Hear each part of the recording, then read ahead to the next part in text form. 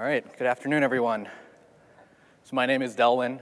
I'm a product manager on the Amazon FSx team. And I'm really excited to talk to you today about the latest addition to the Amazon FSx family. I'm joined by my colleague, Daryl, who's a solutions architect on the FSx team, and he'll be demonstrating some of the capabilities that I'll be talking about here today. So first, you might be wondering, what is FSx? Well, it stands for File System X. And X is really a placeholder, and it represents the idea that FSx is designed to offer you your choice for your workload.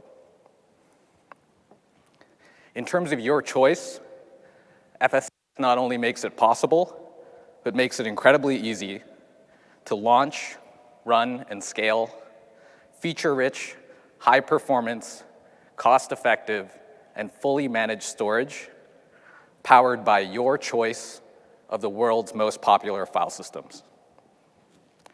Today, or earlier this week, we offered 3 options for our customers: FSx for NetApp ONTAP, FSx for Windows File Server, and FSx for Lustre. In terms of workloads, our customers use FSx file systems across a broad set of workloads, from general purpose workloads like corporate IT applications and home directories, to more demanding data-heavy workloads like HPC, machine learning, and everything in between.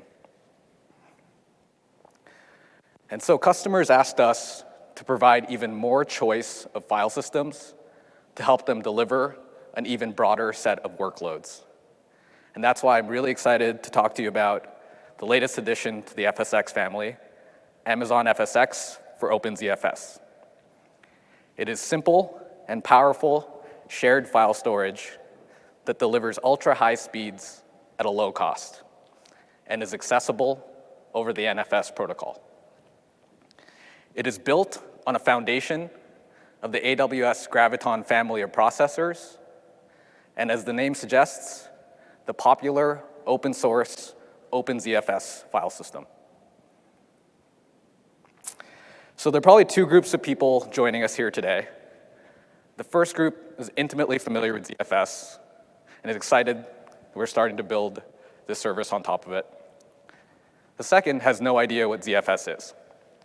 If you're in the second group, we'll start off with, what is OpenZFS? Well, it's an advanced, powerful file system that is purpose-built to deliver high levels of performance and high levels of scale. And what that means is that it has efficiency and performance features built into its foundation. So things including a copy-on-write architecture, so a fundamentally different way of writing data that unlocks instant snapshots and other capabilities that ZFS has to offer. Features like integrated data resiliency, so automatic checks and balances built into the file system to help flag any data issues proactively if they are to occur.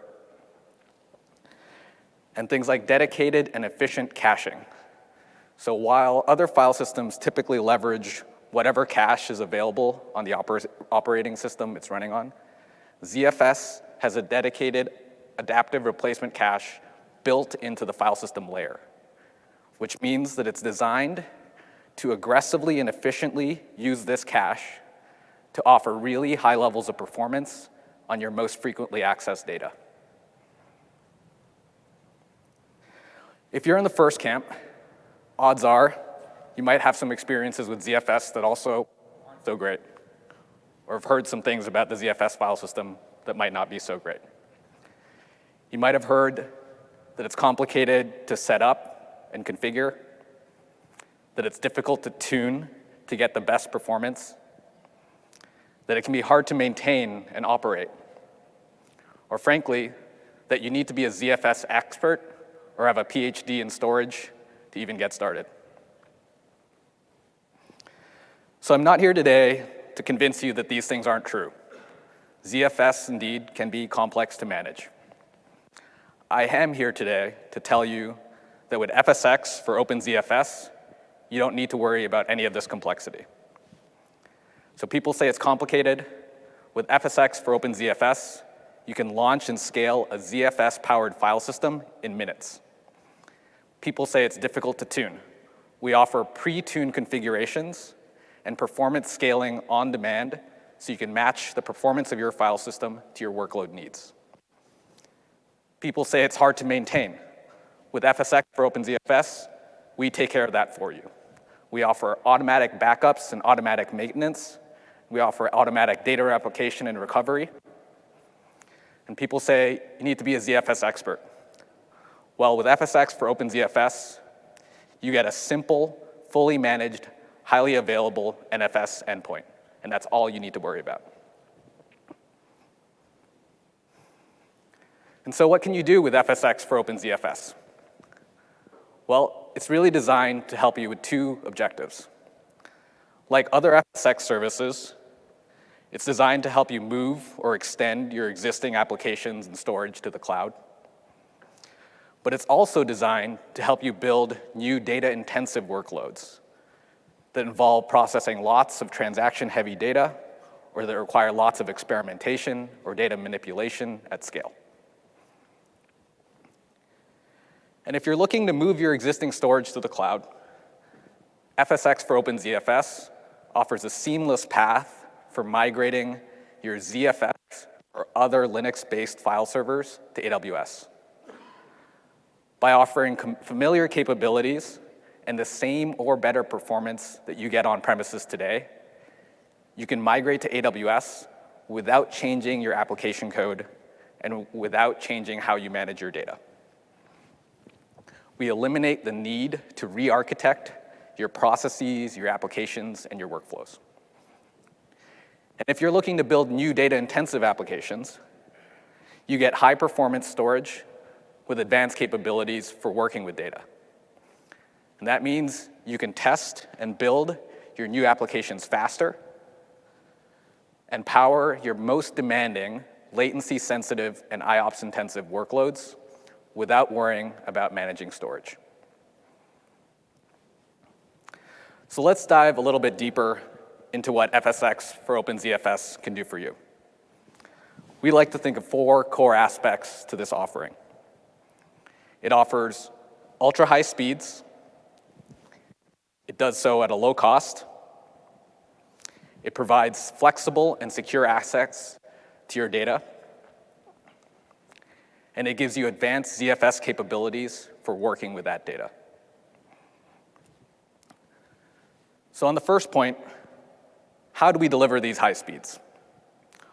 Well, we, and you, our customers, get the benefit from all the innovation happening here at AWS and all the innovation you've heard over the past week here at reInvent. We're built on top of the latest AWS technologies, like the AWS Graviton family of processors, which are ARM-based CPUs that AWS purpose-built for the cloud. Things like the AWS Nitro system, proprietary software and hardware package that improves price performance and enhances networking security. And technologies like SRD, or Scalable Reliable Datagram, which is a new network transport protocol that AWS developed to help deliver more consistent, low latencies for our customers. And so what do these technologies mean for you?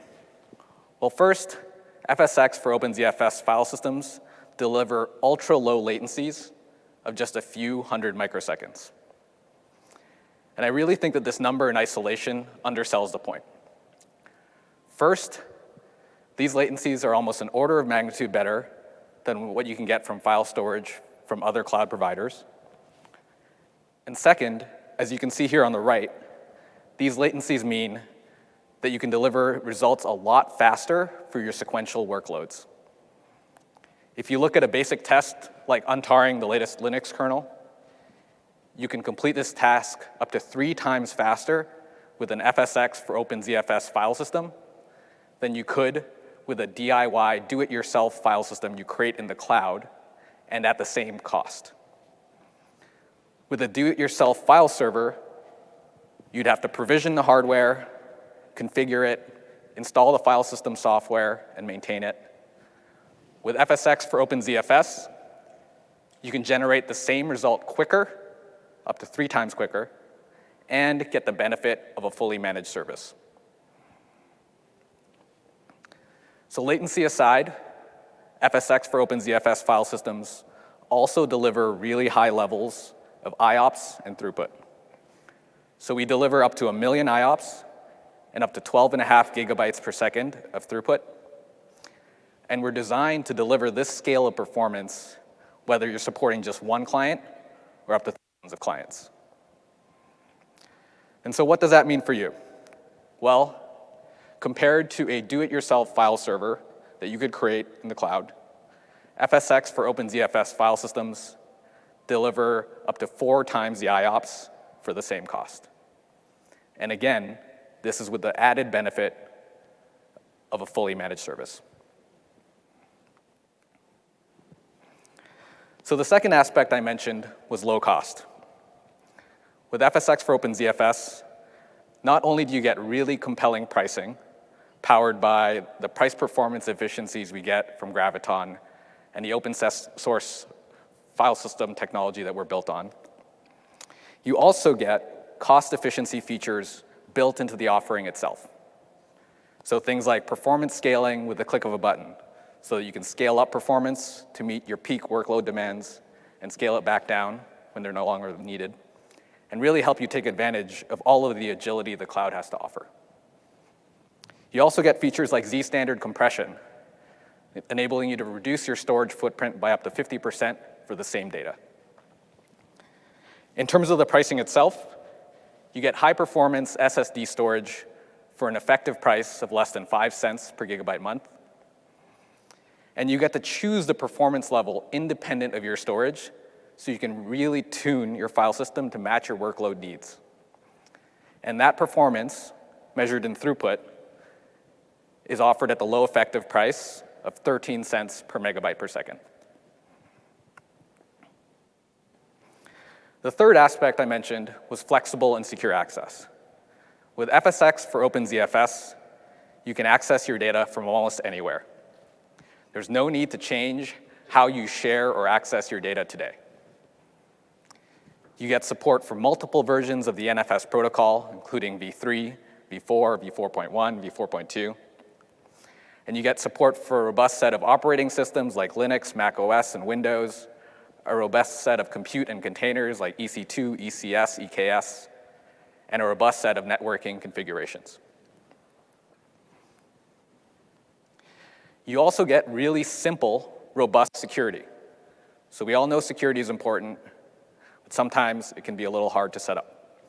With FSX for OpenZFS, you get features like automatic encryption at rest and in transit, automatic backups, file-level permissions, so you can really control granular access. And like other FSX services, we're integrated with the rest of the AWS portfolio, services like IAM, VPC, and CloudTrail, so that we can really fit within your broader AWS security strategy.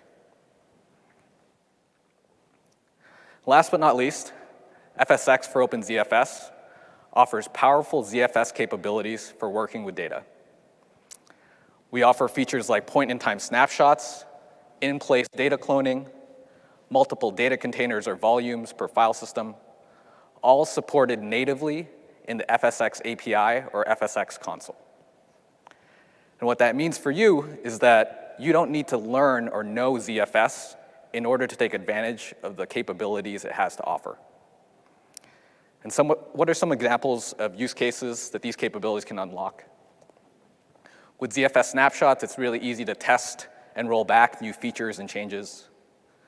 With multiple volumes, you can build multi-tenanted SaaS applications powered all by a single file system.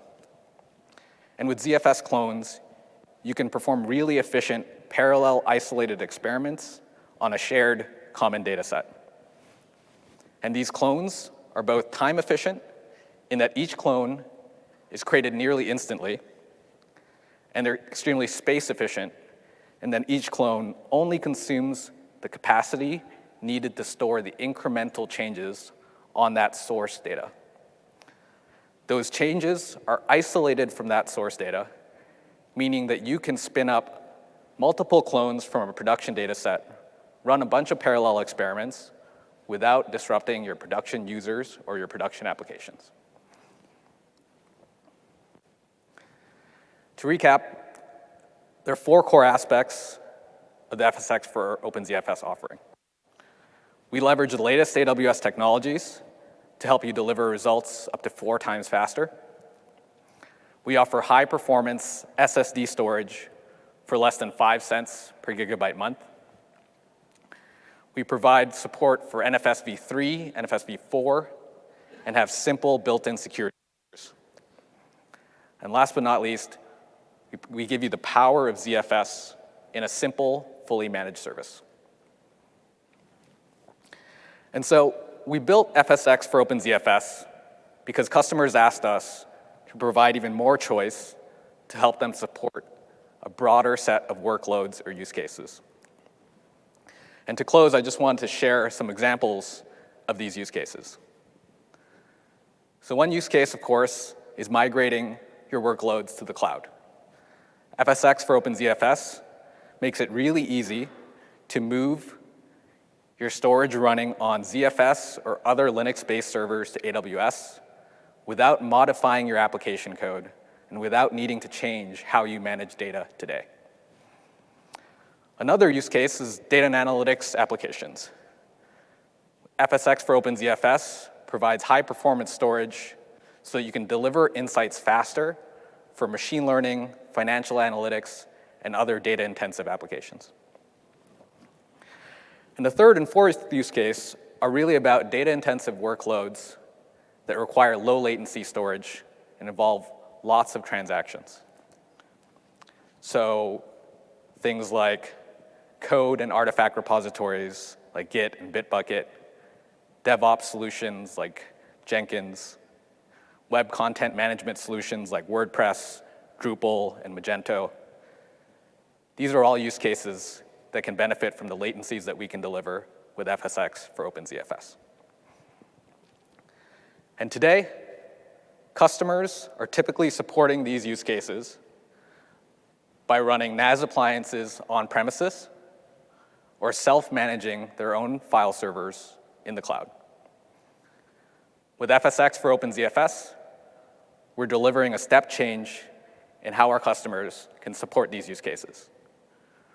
We're delivering a step change in performance with ultra-low latencies of a few hundred microseconds and up to 1 million IOPS.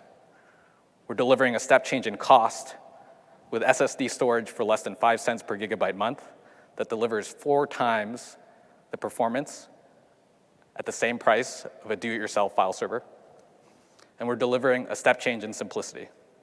So we're providing high-performance, low-cost storage with advanced ZFS capabilities, all in a simple, easy-to-use, and fully managed service. Thank you. So Daryl's going to come up and run a demo then we'll do a Q&A after.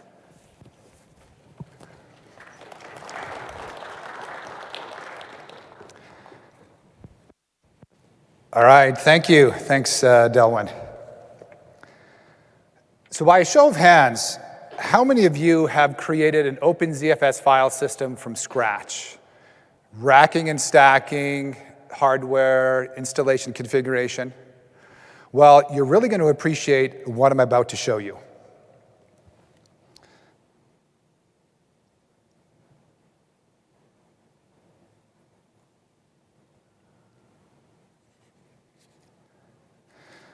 All right, to create an open ZFS file system from the FSx console, you select Amazon FSx for OpenZFS. There's 2 creation methods, quick and standard. First, I'll walk through quick. I'll give it a name of quick and a storage capacity of 64 gigabytes. I set the VPC as well as the VPC subnet. Click Next. Now, from the summary page, I can verify the following attributes of the file system before I create it. And you can see that we default some of those settings in for you.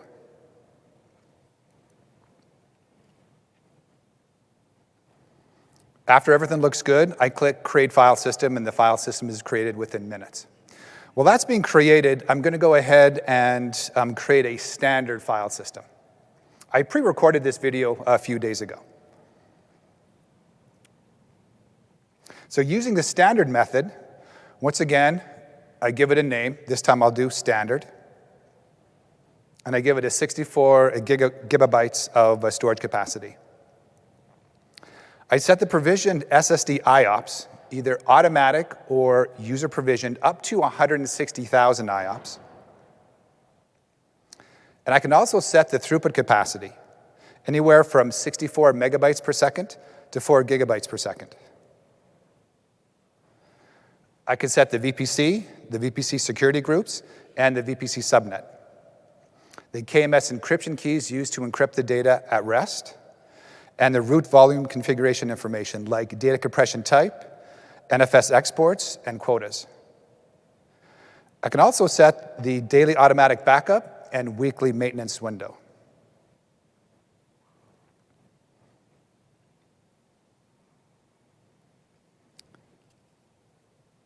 So it takes just a few minutes to create the file system. For the sake of time, I actually sped up the video. So for the next demos, I'm actually using a 64 terabyte file system that has a throughput capacity of 4 gigabytes. From this instance, I verify my file system, how it's being mounted. I'm using NFS version 3 and NConnect equals 16. So I have 16 TCP connections from my instance to the OpenZFS file system. I'm using MPI and IOR and spinning up 144 threads using a 1 meg block size to write to my file system. I'm generating 32 gigabytes of data.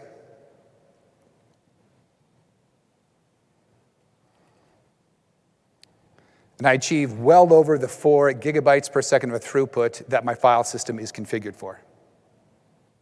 Now I'm going to use MPI again and IOR to read the data I just wrote, again using 144 threads. I'm going to iterate through this 10 different times. And as you can see, I'm getting between 10.5 to 11.5 gigabytes per second of throughput for each read.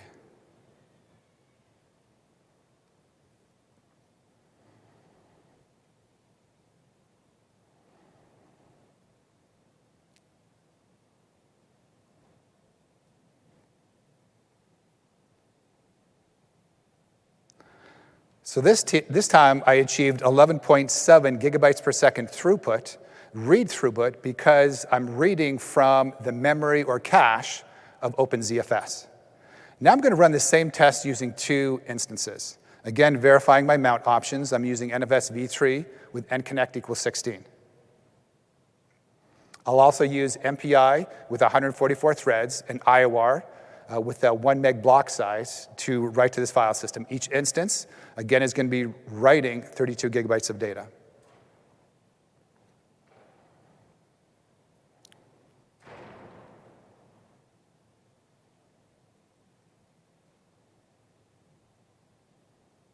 And I can see I get an aggregate throughput well above the 4 gigabytes per second throughput capacity my file system is configured for. Now I'm going to go ahead and do a read test against the data I just wrote.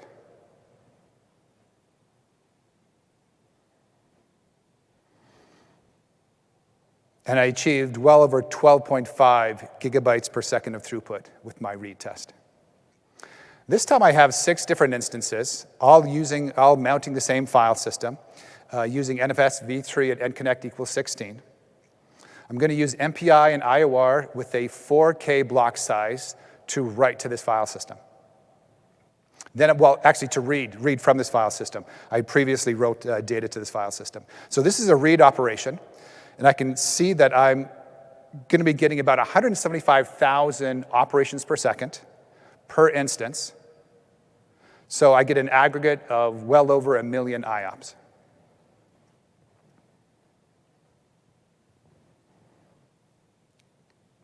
So the bottom part of my window is actually my local laptop. And I'm going to go ahead and get the volume ID of the volume I've created. And I export that out. and I'm going to create a snapshot. Now, this snapshot is created almost instantaneously. I get the resource ARN of my snapshot and the primary root volume ID of my volume. With these two variables, I go ahead and create a volume from that snapshot. It's really going to be a clone of that snapshot. Again, this is created almost instantaneously.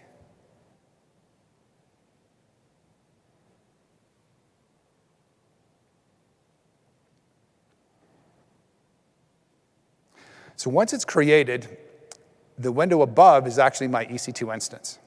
So I'm going to go ahead and verify that my volume/FSX is mounted to that file system. Now I'm going to mount the clone volume I just created. I'm going to mount that as /clone.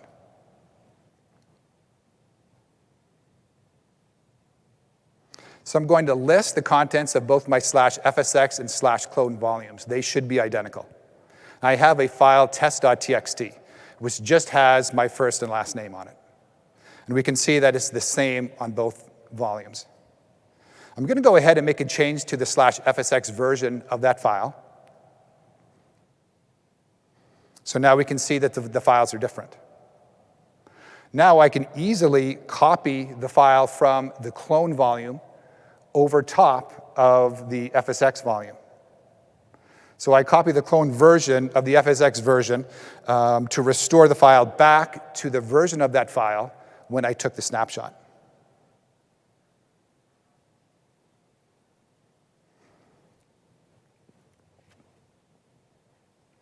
So that concludes my demo. We're very excited about the launch. We're even more excited about how you ZFS.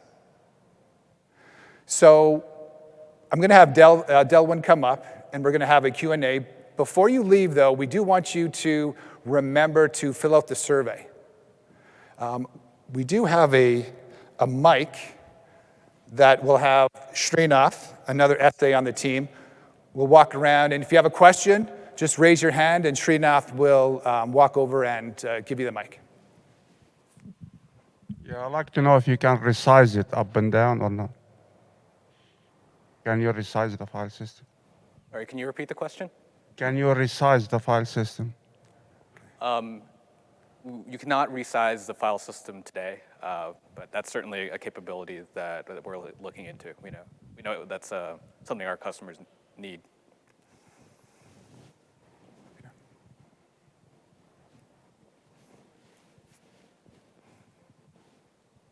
I actually have two questions. One is dedupe on the roadmap. Dedupe is not enabled today, but it is something that we're looking into. Yep. And also, when you're going through your demo, is there any way to tweak the ZIL or the L2 ARC to give it more or less? Or is that just canned? Can you repeat the question one more time? Sorry. Sorry, is there any way to tweak the ZIL or the L2 ARC for your different workloads, or is that just part of the canned thing that you don't get to tweak those? No, it's part of our pre-tuned configurations. I think down the road, as we're looking into exploring, offering some of those as tunables so customers can really tune it for their specific needs. Yeah. Thank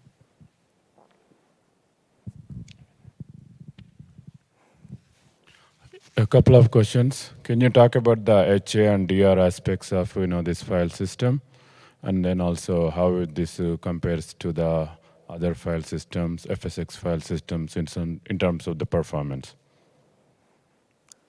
What was the first question? The high availability and the disaster recovery, HA and DR aspects of this file system. Okay, absolutely. So at GA on day one, we're offering a single AZ SKU. So it's single file server serving data in a single availability zone. That data is obviously replicated for data protection. And we're exploring other high availability SKUs that leverage multiple servers so that you can get transparent failover and things of that nature. In terms of disaster recovery, we offer a couple different options. So the main capability will be FSX backups. So you can take backups of an OpenZFS file system. It'll be durably stored in S3. You can copy it across regions if you have a cross-region kind of DR strategy as well. In terms of how it compares to other FSX offerings, in terms of performance was the question, is that right? In terms of performance, so there are really two families of FSX offerings. There's the scale-up file systems like FSX NetApp ONTAP, FSX Windows, and FSX OpenZFS. And there's the scale-out parallel file systems like FSX for Lustre. So FSX for Lustre is always going to give you higher levels of scale for throughput. So if you need more than 12.5 gigabytes per second, that's going to be your way to go. With our scale-up file systems, the additional parallelism of the scale-out adds a little bit of overhead. So with the scale-up file systems, we're able to offer really low latencies for small file I/O. So for those types of use cases, our scale-up offerings generally are better. In terms of how OpenZFS compares to the other two scale-up offerings, our highest throughput level is about 2x higher, and our latencies are a couple hundred microseconds of an improvement.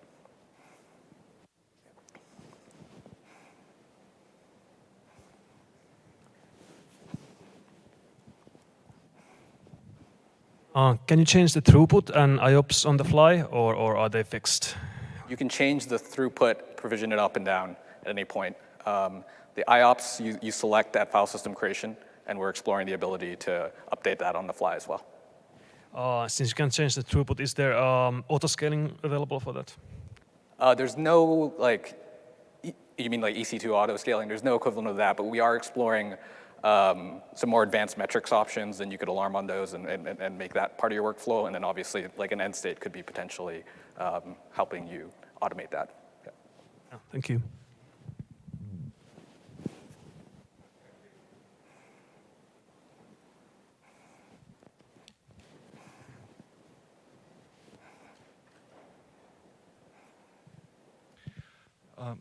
Yeah, coming back to performance question, the benchmarks you're reporting, is it sort of average across cold start and warm start? How sensitive is this solution for cold start versus warm start? When you're touching a data for the first time versus when it's already buffered somewhere and cached. I'm talking about the read workloads primarily. I see. Okay. Yeah, I mean, we like to think of performance in kind of two different buckets. There's a performance you can drive off of the in-memory cache, which, on a warm start scenario, that will be pulled into the cache from the disks. So that's where you can get the really low latencies of a couple hundred micros and the 12.5 gigabytes per second of throughput. For the reads from disk, you get lower performance, but really still high levels of scale. So we're still well under a millisecond of latency for those. And we can deliver up to 4 gigabytes per second. I mean, Daryl's demo showed even higher throughput than that on the things that are not accessed from cache, so accessed from the disk.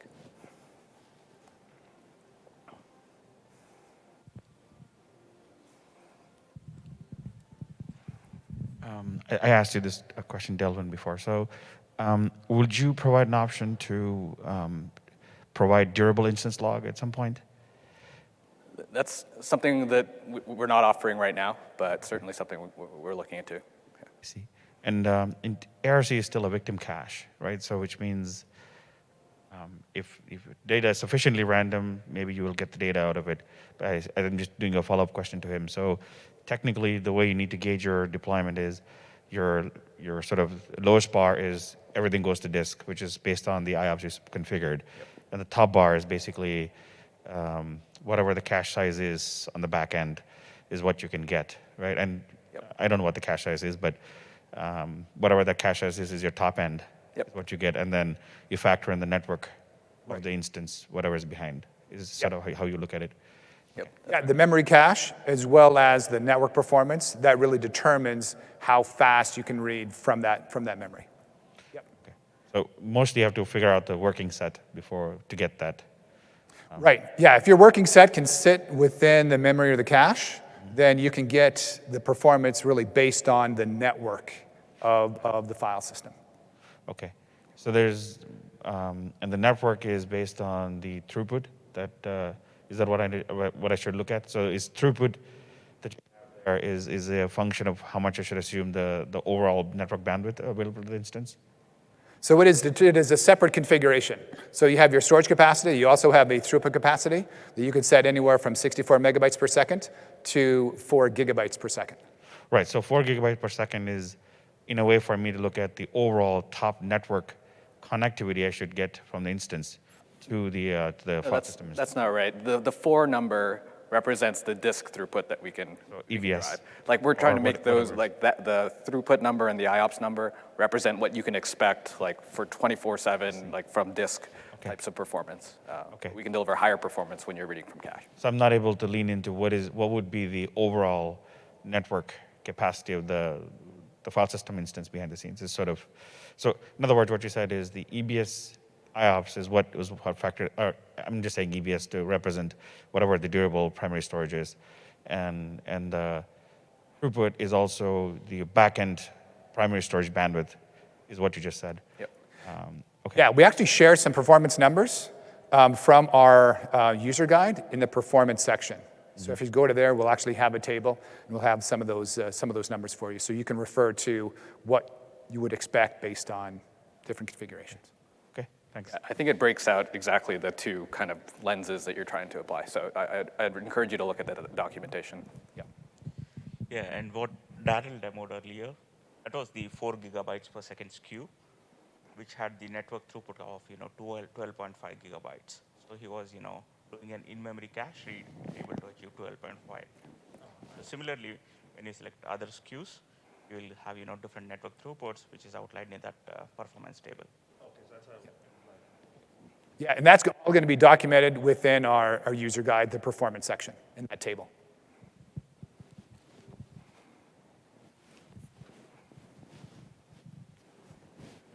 Are you considering any kind of linkage between the OpenZFS file system and S3 similar to what Lustre supports?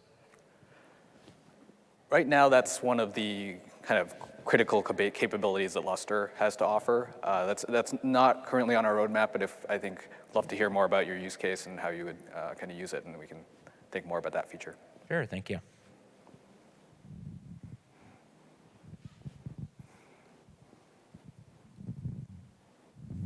And still a quick one. Do you have the roadmap available somewhere, like publicly online? Unfortunately, not.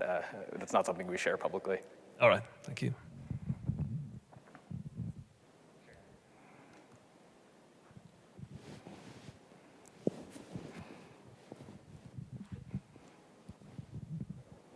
What is the SLO you give for data durability on this one, on the solution? I mean, data guarantees, durability guarantees, right? I mean, it's still a persistent store at some point, right? Sorry, what was 4 it? nines, 3 nines, 5 nines. Oh, we have a 4 nines SLA on our availability. Okay. Any durability guarantees in terms of? No. Okay.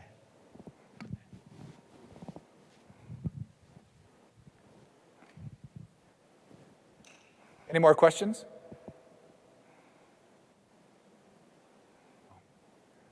All right, so thank you so much for coming out today. And again, please complete the survey before you leave. Thank you. Thanks.